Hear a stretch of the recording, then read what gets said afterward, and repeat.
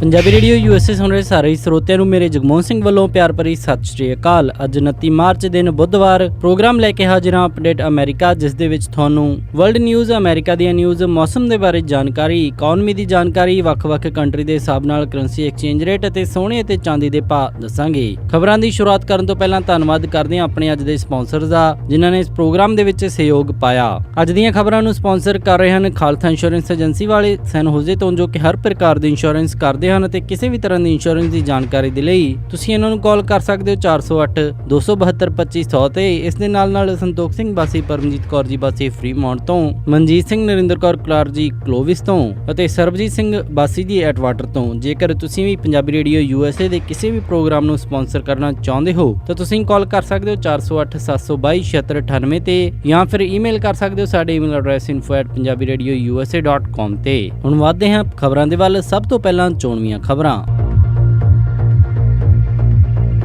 ਇੱਕ ਇਤਿਹਾਸਿਕ ਘਟਨਾ ਦੇ ਵਿੱਚ ਬ੍ਰਿਟੇਨ ਨੇ ਯੂਰਪੀਅਨ ਯੂਨੀਅਨ ਨੂੰ ਆਫੀਸ਼ੀਅਲੀ ਅਲਵਿਦਾ ਕਿਹਾ। ਨਵੀਆਂ ਆਈਆਂ ਖਬਰਾਂ ਦੇ ਮੁਤਾਬਿਕ ਇਵਾਂਕਾ ਟਰੰਪ ਬਣ ਸਕਦੀ ਹੈ ਗਵਰਨਮੈਂਟ ਦੀ official employee. Governor Chris Christie ਦੇ ਪੂਰਵ ਦੋ ਸਹਿਯੋਗੀਆਂ ਨੂੰ ਜਾਰਜ ਵਾਸ਼ਿੰਗਟਨ ਬ੍ਰਿਜ ਸਕੈਂਡਲ ਦੇ ਵਿੱਚ ਦੋਸ਼ੀ ਪਾਇਆ ਗਿਆ। ਵਾਈਟ ਹਾਊਸ ਨੇ ਕਿਹਾ ਕਿ ਰਾਸ਼ਟਰਪਤੀ ਇੰਟਰਨੈਟ ਪ੍ਰਾਈਵੇਸੀ ਵਾਲੇ ਬਿੱਲ ਤੇ ਸਾਈਨ ਕਰਨਗੇ। ਮੋਂਟਾਨਾ ਟ੍ਰਾਈਬ ਦੇ ਲੋਕਾਂ ਨੇ ਟਰੰਪ ਐਡਮਿਨਿਸਟ੍ਰੇਸ਼ਨ ਨੂੰ ਕੋਲ ਇੰਡਸਟਰੀ ਤੋਂ ਰਿਸਟ੍ਰਿਕਸ਼ਨ ਚੱਕਣ ਦੇ ਲਈ ਸੂਹ ਕੀਤਾ। ਅਤੇ Republican party health care bill ਦੀ ਖਟਾਸ ਭੁਲਾ ਕੇ US ਟੈਕਸ ਰਿਫਾਰਮ ਦੇ ਵੱਲ ਅੱਗੇ ਵਧਣਾ ਚਾਹੁੰਦੀ ਹੈ।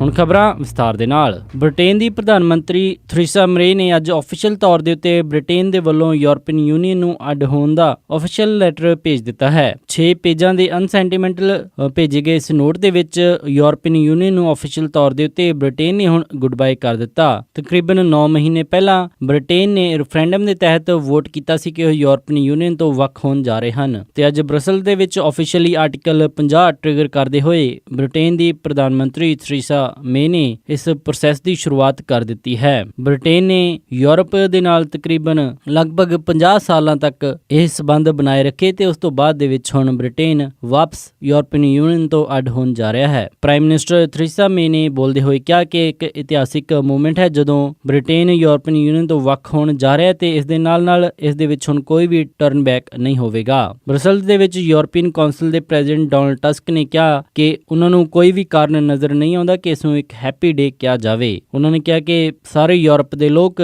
ਤੇ ਅੱਧੇ ਤੋਂ ਜ਼ਿਆਦਾ ਬ੍ਰਿਟਿਸ਼ ਵੋਟਰਸ ਵੀ ਇਹ ਚਾਹੁੰਦੇ ਸਨ ਕਿ ਬ੍ਰਿਟੇਨ ਨੂੰ ਯੂਰਪੀਅਨ ਯੂਨੀਅਨ ਤੋਂ ਵੱਖ ਨਾ ਕੀਤਾ ਜਾਵੇ। ਹਾਲਾਂਕਿ ਆਫੀਸ਼ੀਅਲੀ ਇਸ ਨੂੰ ਵੱਖ ਹੋਣ ਦੇ ਵਿੱਚ ਹਜੇ ਕਾਫੀ ਸਮਾਂ ਲੱਗੇਗਾ ਤੇ ਕਈ ਸਾਰੀਆਂ ਨੈਗੋਸ਼ੀਏਸ਼ਨ ਦੇ ਉੱਤੇ ਗੱਲਬਾਤ ਹੋਣਾ ਬਾਕੀ ਹੈ, ਜੋ ਕਿ ਜਿਨ੍ਹਾਂ ਨੂੰ ਸੁਲਝਾਉਣਾ ਕਾਫੀ ਪੇਚੀਦਾ ਕੰਮ ਹੋਵੇਗਾ। ਪਰ ਇੱਕ ਇਸ ਪ੍ਰੋਸੈਸ ਦੀ ਜੋ ਕਾਨੂੰਨ ਤੌਰ ਤੇ ਸ਼ੁਰੂਆਤ ਹੋਣੀ ਸੀ ਉਹ ਬ੍ਰਿਟੇਨ ਦੇ ਵੱਲੋਂ ਹੁਣ ਕਰ ਦਿੱਤੀ ਗਈ ਹੈ। ਇਸ ਤੋਂ ਪਹਿਲਾਂ ਹਾਊਸ ਆਫ ਕਾਮਨਸ ਦੇ ਵਿੱਚ ਵੀ ਕਾਫੀ ਬਹਿਸ ਹੋਈ, ਜਿਸ ਦੇ ਵਿੱਚ ਬ੍ਰਿਟੇਨ ਦੇ ਵੱਲੋਂ ਕੀ ਸ਼ਰਤਾਂ ਰੱਖੀਆਂ ਜਾਣੀਆਂ ਹਨ, ਕੀ ਨੈਗੋਸ਼ੀਏਸ਼ਨ ਦਿੱਤੀਆਂ ਜਾਣੀਆਂ ਹਨ, ਉਸ ਦੇ ਉੱਤੇ ਚਰਚਾ ਹੋਈ ਸੀ।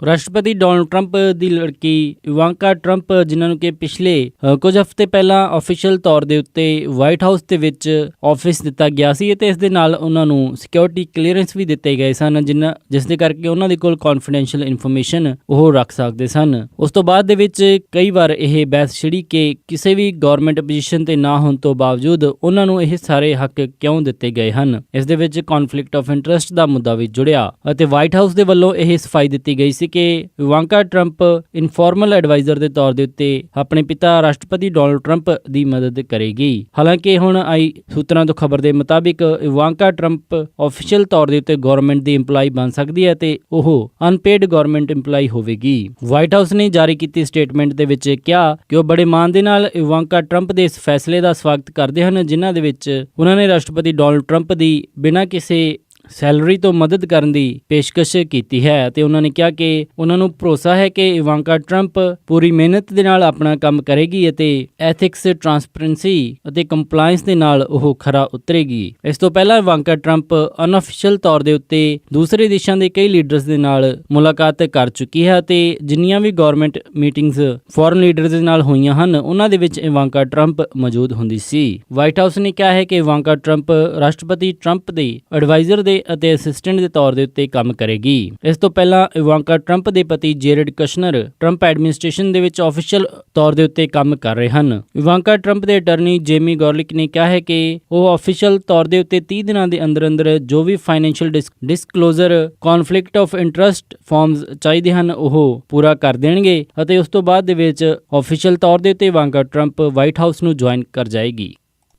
ਗਵਰਨਰ ਕ੍ਰਿਸ ਕ੍ਰਿਸਟੀ ਦੇ 2 ਅਲਾਈਜ਼ ਉਹਨਾਂ ਨੂੰ ਜਾਰਜ ਵਾਸ਼ਿੰਗਟਨ ਬ੍ਰਿਜ ਸਕੈਂਡਲ ਦੇ ਵਿੱਚ ਦੋਸ਼ੀ ਪਾਇਆ ਗਿਆ ਹੈ ਤੇ ਦੱਸਿਆ ਜਾਂਦਾ ਹੈ ਕਿ ਉਹਨਾਂ ਨੂੰ ਇਸ ਮਾਮਲੇ ਦੇ ਵਿੱਚ 18 ਮਹੀਨੇ ਦੀ ਜੇਲ੍ਹ ਹੋਈ ਹੈ। ਇਹ ਪੂਰਾ ਮਾਮਲਾ ਜਾਰਜ ਵਾਸ਼ਿੰਗਟਨ ਬ੍ਰਿਜ ਵਾਲਾ ਮਾਮਲਾ ਉਸ ਸਮੇਂ ਚੱਲਿਆ ਜਦੋਂ ਗਵਰਨਰ ਦੇ ਤੌਰ ਦੇ ਉੱਤੇ ਕ੍ਰਿਸ ਕ੍ਰਿਸਟੀ ਨੂੰ ਇੱਕ ਮੇਅਰ ਨੇ ਇੰਡੋਰਸ ਕਰਨ ਤੋਂ ਮਨਾ ਕਰ ਦਿੱਤਾ। ਇਸ ਮਾਮਲੇ ਦੇ ਵਿੱਚ ਕ੍ਰਿਸ ਕ੍ਰਿਸਟੀ ਦੇ ਅਲਾਈ ਬ੍ਰਿਗਟ ਐਨੀ ਕੈਲੀ ਨੂੰ 18 ਮਹੀਨਿਆਂ ਦੀ ਅਤੇ ਬਿਲ ਬਰੋਨੀ ਨੂੰ 2 ਸਾਲ ਦੀ ਸਜ਼ਾ ਸੁਣਾਈ ਗਈ ਹੈ। ਬਿਲ ਬਰੋਨੀ ਜੋ ਕਿ ਟਾਪ ਆਫੀਸ਼ੀਅਲ ਦੇ ਤੌਰ ਦੇ ਉੱਤੇ port authority of New York and new jersey ਦੇ ਵਿੱਚ ਕੰਮ ਕਰਦੇ ਸਨ ਅਤੇ ਬ੍ਰਿਗਟ ਐਨੀ ਕੈਲੀ ਜੋ ਕਿ ਕ੍ਰਿਸ ਕ੍ਰਿਸਟੀ ਦੇ ਡਿਪਟੀ ਚੀਫ ਆਫ ਸਟਾਫ ਦੇ ਤੌਰ ਦੇ ਉੱਤੇ ਕੰਮ ਕਰਦੇ ਸਨ, ਉਹਨਾਂ ਨੂੰ ਵੀ ਇਸ ਮਾਮਲੇ ਦੇ ਵਿੱਚ ਗਿਲਟੀ ਪਾਇਆ ਗਿਆ ਹੈ ਜਿਸ ਦੇ ਵਿੱਚ ਕਨਸਪੀਰੇਸੀ ਅਤੇ ਫਰਾਡ ਦਾ ਮਾਮਲਾ ਸਾਹਮਣੇ ਆਇਆ ਹੈ। 2013 ਦੇ ਵਿੱਚ ਪਾਵਰ ਆਫ ਅਬਿਊਜ਼ ਦੇ ਮਾਮਲੇ ਦੇ ਵਿੱਚ ਇਹਨਾਂ ਨੂੰ ਦੋਸ਼ੀ ਪਾਇਆ ਗਿਆ। ਇਸ ਪੂਰੇ ਮਾਮਲੇ ਦੇ ਵਿੱਚ ਮੇਅਰ ਮਾਰਕ ਸਕੋਲਿਕ ਜੋ ਕਿ ਫੋਰਟ ਲੀ ਦੇ ਮੇਅਰ ਸਨ, ਉਹਨਾਂ ਨੂੰ ਫਸਾਉਣ ਅਤੇ ਪਨਿਸ਼ ਕਰਨ ਦੇ ਮਾਮਲੇ ਦੇ ਵਿੱਚ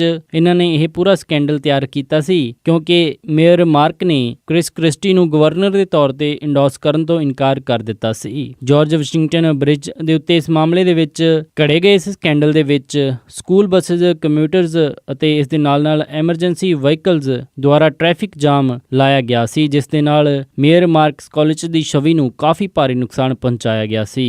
ਹਾਲਾਂਕਿ ਇਸ ਪੂਰੇ ਮਾਮਲੇ ਦੇ ਵਿੱਚ ਕ੍ਰਿਸ ਕ੍ਰਿਸਟੀ ਨੂੰ ਚਾਰਜ ਨਹੀਂ ਕੀਤਾ ਗਿਆ ਪਰ ਉਹਨਾਂ ਦੇ 3 ਅਲਾਈਜ਼ ਨੂੰ ਇਸ ਦੇ ਵਿੱਚ ਗਿਲਟੀ ਪਾਇਆ ਗਿਆ ਹੈ।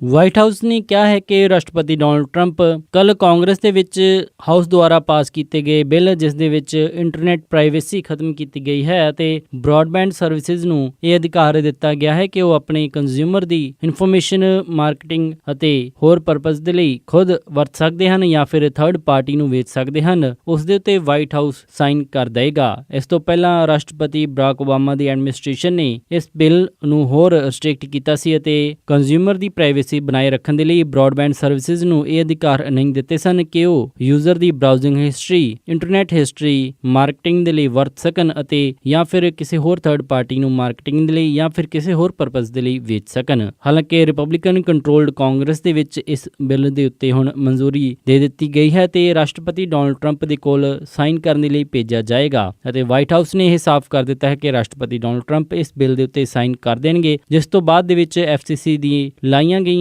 ਰੈਗੂਲੇਸ਼ਨਸ ਹਟ ਜਾਣਗੀਆਂ ਅਤੇ AT&T, ਵਰਾਈਜ਼ਨ, ਕੌਮਕਾਸਟ ਵਰਗੀਆਂ ਕੰਪਨੀਆਂ ਆਪਣੇ ਯੂਜ਼ਰ ਦੇ ਸਾਰੀ ਇੰਟਰਨੈਟ ਹਿਸਟਰੀ, ਬਰਾਊਜ਼ਿੰਗ ਹਿਸਟਰੀ ਨੂੰ ਵੇਚ ਸਕਣਗੀਆਂ ਜਾਂ ਫਿਰ ਖੁਦ ਮਾਰਕੀਟਿੰਗ ਦੇ ਲਈ ਉਸ ਦਾ ਇਸਤੇਮਾਲ ਕਰ ਸਕਣਗੀਆਂ। FCC ਚੇਅਰਮੈਨ ਅਜੀਤ ਪਾਈ ਨੇ ਕਿਹਾ ਹੈ ਕਿ ਉਹ ਮੰਨਦੇ ਹਨ ਕਿ ਨੈਟ ਨਿਊਟਰਲਿਟੀ ਵਾਲੇ ਦਿਨ ਹੁਣ ਚਲੇ ਗਏ।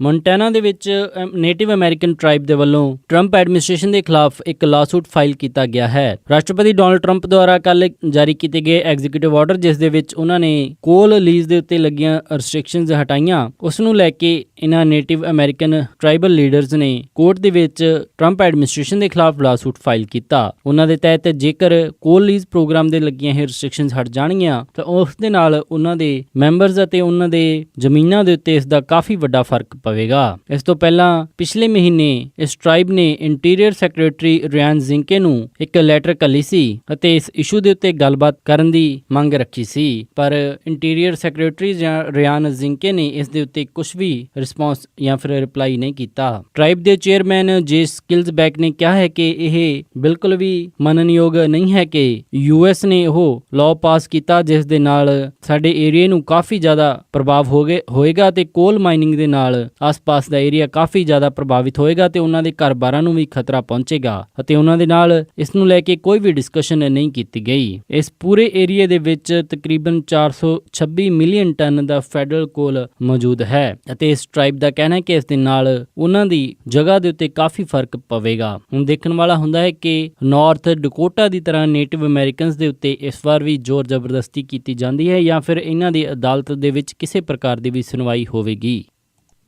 ਰਿਪਬਲਿਕਨ ਪਾਰਟੀ ਟੈਕਸ ਰਿਫਾਰਮ ਨੂੰ ਲੈ ਕੇ ਹੁਣ ਮਿਲ ਜੁਲ ਕੇ ਕੰਮ ਕਰਨ ਦੀ ਇੱਛਾ ਜਾਰੀ ਕਰ ਰਹੀ ਹੈ ਤੇ ਹੈਲਥ ਕੇਅਰ ਦੇ ਦੌਰਾਨ ਹੋਈ ਸਾਰੀ ਖਟਾਸ ਨੂੰ ਭੁਲਾ ਕੇ US ਦੇ ਵਿੱਚ ਟੈਕਸ ਰਿਫਾਰਮ ਲਿਆਉਣ ਦੀ ਤਿਆਰੀ ਕਰ ਰਹੀ ਹੈ। ਇਸ ਤੋਂ ਪਹਿਲਾਂ ਰਾਸ਼ਟਰਪਤੀ ਡੋਨਲਡ ਟਰੰਪ ਨੇ ਫਰੀडम ਆਫ ਕਾਕਸ ਨੂੰ ਹੈਲਥ ਕੇਅਰ ਪਾਲਿਸੀ ਫੇਲ ਹੋਣ ਦੇ ਲਈ ਜ਼ਿੰਮੇਵਾਰ ਦੱਸਿਆ, ਪਰ ਰਿਪਬਲਿਕਨ ਪਾਰਟੀ ਹੁਣ ਮਿਲ ਜੁਲ ਕੇ ਟੈਕਸ ਰਿਫਾਰਮ ਦੇ ਉੱਤੇ ਗੱਲਬਾਤ ਕਰਨ ਦੀ ਤਿਆਰੀ ਕਰ ਰਹੀ ਹੈ। ਫਰੀडम ਆਫ ਕਾਕਸ ਦੇ ਮੈਂਬਰਸ ਨੇ ਵੀ ਕਿਹਾ ਹੈ ਕਿ ਉਹ ਪੁਰਾਣੀ ਖਟਾਸ ਭੁਲਾ ਕੇ ਟੈਕਸ ਮੁੱਦੇ ਦੇ ਉੱਤੇ ਗੱਲਬਾਤ ਕਰਨ ਦੇ ਲਈ ਤਿਆਰ ਹਨ ਅਤੇ ਕਾਮਨ ਗਰਾਊਂਡ ਦੇ ਉੱਤੇ ਆ ਸਕਦੇ ਹਨ। ਓਹਾਇਓ ਤੋਂ ਵੈਰਨ ਡੇਵਿਡਸਨ ਜੋ ਕਿ ਫਰੀडम ਆਫ ਕਾਕਸ ਦੇ ਮੈਂਬਰ ਹਨ, ਉਹਨਾਂ ਨੇ ਕਿਹਾ ਹੈ ਕਿ ਰਿਪਬਲਿਕਨਸ ਨੂੰ ਚਾਹੀਦਾ ਹੈ ਕਿ ਹੁਣ ਬਲੇਮ ਗੇਮ ਛੱਡ ਕੇ ਨਵੀਂ ਪਾਲਿਸੀ ਦੇ ਉੱਤੇ ਕੰਮ ਕਰਨ ਅਤੇ ਟੈਕਸ ਰਿਫਾਰਮ ਦੇ ਉੱਤੇ ਛੇਤੀ ਤੋਂ ਛੇਤੀ ਕੋਈ ਲੈਜਿਸਲੇਸ਼ਨ ਲੈ ਕੇ ਆਉਣ। ਉਹਨਾਂ ਨੇ ਕਿਹਾ ਕਿ ਬਹੁਤ ਸਾਰੇ ਲੋਕ ਹਜੇ ਵੀ ਆਪਣੇ ਦਿਲ ਦੇ ਅੰਦਰ ਫੀਲਿੰਗ ਲੈ ਕੇ ਬੈਠੇ ਹਨ ਅਤੇ ਵਿਰੋਧੀ ਭਾਵਨਾ ਲੈ ਕੇ ਬੈਠੇ ਹਨ ਜਿਸ ਦੇ ਨਾਲ ਕਿਸੇ ਦਾ ਭਲਾ ਨਹੀਂ ਹੋਣ ਵਾਲਾ ਅਤੇ ਉਹਨਾਂ ਨੇ ਕਿਹਾ ਇਸ ਸਭ ਨੂੰ ਪਿੱਛੇ ਛੱਡ ਕੇ ਹੁਣ ਸਮਾਂ ਹੈ ਕਿ ਕਾਮਨ ਗਰਾਊਂਡ ਤੇ ਆ ਕੇ ਨਵੇਂ ਲਾਜ਼ ਦੇ ਵੱਲ ਵਧੀਏ। ਦੱਸਿਆ ਜਾ ਰਿਹਾ ਹੈ ਕਿ ਰਿਪਬਲਿਕਨ ਰਿਪਰੈਜ਼ੈਂਟੇਟਿਵ ਡੇਵਿਡ ਸ਼ਿਵਕਰਟ ਜੋ ਕਿ ਐਰੀਜ਼ੋਨਾ ਤੋਂ ਫਰੀडम ਆਫ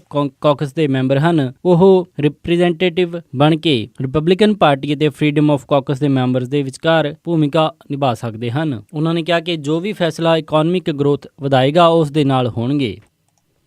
ਇਹ ਸਨ ਅੱਜ ਦੀਆਂ ਕੁਝ ਖਾਸ ਖਬਰਾਂ। ਹੁਣ ਵਧਦੇ ਹਾਂ ਮੌਸਮ ਦੀ ਜਾਣਕਾਰੀ ਦੇ ਵੱਲ। ਵੀਰਵਾਰ ਨੂੰ ਸੈਨ ਹੋਜ਼ੇ ਦੇ ਵਿੱਚ ਹਾਈ ਟੈਂਪਰੇਚਰ ਰਹੇਗਾ 66 ਡਿਗਰੀ ਅਤੇ ਰਾਤ ਨੂੰ ਲੋ ਟੈਂਪਰੇਚਰ 49 ਡਿਗਰੀ। ਸੈਨ ਫਰਾਂਸਿਸਕੋ ਦੇ ਵਿੱਚ 64 ਡਿਗਰੀ ਹਾਈ ਅਤੇ ਰਾਤ ਨੂੰ 51 ਡਿਗਰੀ ਲੋ। ਸੈਕਰਾਮੈਂਟੋ ਦੇ ਵਿੱਚ 68 ਡਿਗਰੀ ਹਾਈ ਅਤੇ ਰਾਤ ਨੂੰ 48 ਡਿਗਰੀ ਲੋ। ਯੂਬਾ ਸਿਟੀ ਦੇ ਵਿੱਚ 69 ਡਿਗਰੀ ਹਾਈ ਅਤੇ ਰਾਤ ਨੂੰ 47 ਡਿਗਰੀ ਲੋ। ਸਟਾਕਟਨ ਦੇ ਵਿੱਚ 69 ਡਿਗਰੀ ਹਾਈ ਅਤੇ ਰਾਤ ਨੂੰ 48 ਡਿਗਰੀ ਲੋ। ਟ੍ਰੇਸੀ ਦੇ ਵਿੱਚ 69 ਡਿਗਰੀ ਹਾਈ ਅਤੇ ਰਾਤ ਨੂੰ 47 ਡਿਗਰੀ ਲੋ। ਮੋਡੈਸਟੋ ਦੇ ਵਿੱਚ 69 ਡਿਗਰੀ ਹਾਈ ਅਤੇ ਰਾਤ ਨੂੰ 49 ਡਿਗਰੀ ਲੋ। ਫ੍ਰੈਜ਼ਨੋ ਦੇ ਵਿੱਚ 68 ਡਿਗਰੀ ਹਾਈ ਅਤੇ ਰਾਤ ਨੂੰ 44 ਡਿਗਰੀ ਲੋ। ਬੇਕਰਫੀਲਡ ਦੇ ਵਿੱਚ 69 ਡਿਗਰੀ ਹਾਈ ਅਤੇ ਰਾਤ ਨੂੰ 47 ਡਿਗਰੀ ਲੋ। ਲਾਸ ਐਂਜਲਸ ਦੇ ਵਿੱਚ 75 ਡਿਗਰੀ ਹਾਈ ਅਤੇ ਰਾਤ ਨੂੰ 55 ਡਿਗਰੀ ਲੋ। ਟਰਕੀ ਦੇ ਵਿੱਚ 36 ਡਿਗਰੀ ਹਾਈ ਅਤੇ ਰਾਤ ਨੂੰ 19 ਡਿਗਰੀ ਲੋ। ਸਾਊਥ ਲੇਕ ਟਾਹੋ ਦੇ ਵਿੱਚ 38 ਡਿਗਰੀ ਹਾਈ ਅਤੇ ਰਾਤ ਨੂੰ 23 ਡਿਗਰੀ ਲੋ। ਇੱਥੇ ਬਰਫ਼ਬਾਰੀ ਹੋ ਸਕਦੀ ਹੈ। ਪੋਰਟਲੈਂਡ ਓਰੇਗਨ ਦੇ ਵਿੱਚ 56 ਡਿਗਰੀ ਹਾਈ ਅਤੇ ਰਾਤ ਨੂੰ 39 ਡਿਗਰੀ ਲੋ। ਸਿਐਟਲ ਦੇ ਵਿੱਚ 53 ਡਿਗਰੀ ਹਾਈ ਅਤੇ ਰਾਤ ਨੂੰ 39 ਡਿਗਰੀ ਲੋ। ਫਲੈਗਸਟਾਫ ਐਰੀਜ਼ੋਨਾ ਦੇ ਵਿੱਚ 58 ਡਿਗਰੀ ਹਾਈ ਅਤੇ ਰਾਤ ਨੂੰ 30 ਡਿਗਰੀ ਲੋ। ਸਾਲਟ ਲੇਕ ਸਿਟੀ ਯੂਟਾ ਦੇ ਵਿੱਚ 53 ਡਿਗਰੀ ਹਾਈ ਅਤੇ ਰਾਤ ਨੂੰ 37 ਡਿਗਰੀ ਲੋ।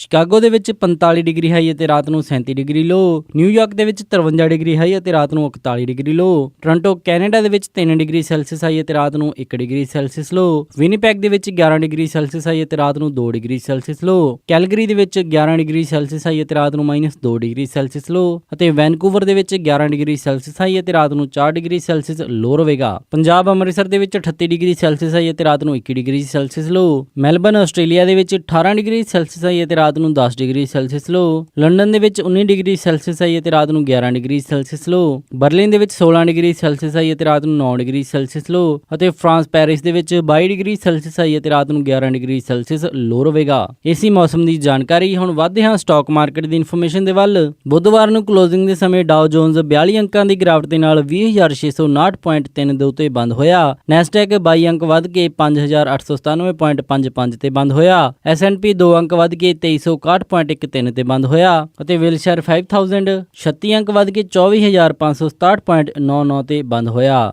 ਅੱਜ ਦਾ ਸਭ ਤੋਂ ਮਸ਼ਹੂਰ ਸਟਾਕ ਟਾਰਗੇਟ ਕੰਪਨੀ ਦਾ ਰਿਹਾ ਜਿਸ ਦੀ ਕੀਮਤ 55.16 ਰਹੀ। ਕਰੰਸੀ ਐਕਸਚੇਂਜ ਰੇਟ ਦੇ ਵਿੱਚ ਇੱਕ US ਡਾਲਰ ਦੀ ਕੀਮਤ ਰਹੀ 64.78 ਪੈਸੇ, ਇੱਕ ਕੈਨੇਡੀਅਨ ਡਾਲਰ ਦੀ ਕੀਮਤ ਰਹੀ 48.57 ਪੈਸੇ, ਇੱਕ ਬ੍ਰਿਟਿਸ਼ ਪਾਉਂਡ ਦੀ ਕੀਮਤ ਰਹੀ 80.59 ਪੈਸੇ, ਇੱਕ ਯੂਰੋ ਦੀ ਕੀਮਤ ਰਹੀ 69.76 ਪੈਸੇ, ਇੱਕ ਆਸਟ੍ਰੇਲੀਅਨ ਡਾਲਰ ਦੀ ਕੀਮਤ ਰਹੀ 49.70 ਪੈਸੇ, ਇੱਕ ਨਿਊਜ਼ੀਲੈਂਡ ਡਾਲਰ ਦੀ ਕੀਮਤ ਰਹੀ 45.58 ਪੈਸੇ, ਇੱਕ ਸਿੰਗਾਪੁਰ ਡਾਲਰ ਦੀ ਕੀਮਤ ਰਹੀ 46.47 ਪੈਸੇ, ਇੱਕ ਬਹਿਰੀਨੀ ਦਿਨਾਰ ਦੀ ਕੀਮਤ ਰਹੀ 171.86 ਪੈਸੇ, ਇੱਕ ਕੁਵੈਤੀ ਦਿਨਾਰ ਦੀ ਕੀਮਤ ਰਹੀ 212.66 ਪੈਸੇ। ਸੋਨੇ ਦਾ ਰੇਟ $1252.73 ਪਰ ਆਉਂਸ ਰਿਹਾ ਤੇ ਚਾਂਦੀ $18.21 ਪਰ ਆਉਂਸ ਰਹੀ। ਇਸੇ ਦੇ ਨਾਲ ਅੱਜ ਦਾ ਇਹ ਖਬਰਾਂ ਦਾ ਬੁਲੇਟਿਨ ਇੱਥੇ ਹੀ ਸਮਾਪਤ ਕਰਦੇ ਹਾਂ। ਇਜਾਜ਼ਤ ਦਿਓ। ਉਮੀਦ ਹੈ ਕਿ ਤੁਹਾਨੂੰ ਅੱਜ ਦਾ ਇਹ ਪ੍ਰੋਗਰਾਮ ਪਸੰਦ ਆਇਆ ਹੋਵੇਗਾ। ਕਿਸੇ ਵੀ ਤਰ੍ਹਾਂ ਦੇ ਫੀਡਬੈਕ ਦੇ ਲਈ ਤੁਸੀਂ ਸਾਨੂੰ ਕਾਲ ਕਰ ਸਕਦੇ ਹੋ 408 272 52 ਤੇ ਜਾਂ ਫਿਰ ਈਮੇਲ ਕਰ ਸਕਦੇ ਹੋ ਸਾਡੇ ਈਮੇਲ ਐਡਰੈਸ info@punjabiradiousa.com ਤੇ। ਇੱਕ ਵਾਰੀ ਫਿਰ ਸਾਰੇ ਸਪਾਂਸਰ ਦਾ ਬਹੁਤ-ਬਹੁਤ ਧੰਨਵਾਦ। ਮਿਲਦੇ ਹਾਂ ਅਪਡੇਟ ਅਮਰੀਕਾ ਦੇ ਅਗਲੇ ਅੰਕ ਵਿੱਚ। ਤਦ ਤੱਕ ਲਈ ਸਾਰਿਆਂ ਨੂੰ ਪਿਆਰ ਅਤੇ ਸਤਿਕਾਰ ਭਰੀ ਸਤਿ ਸ਼੍ਰੀ ਅਕਾਲ। ਸੁਣਦੇ ਰਹੋ ਪੰਜਾਬੀ ਰੇਡੀਓ USA।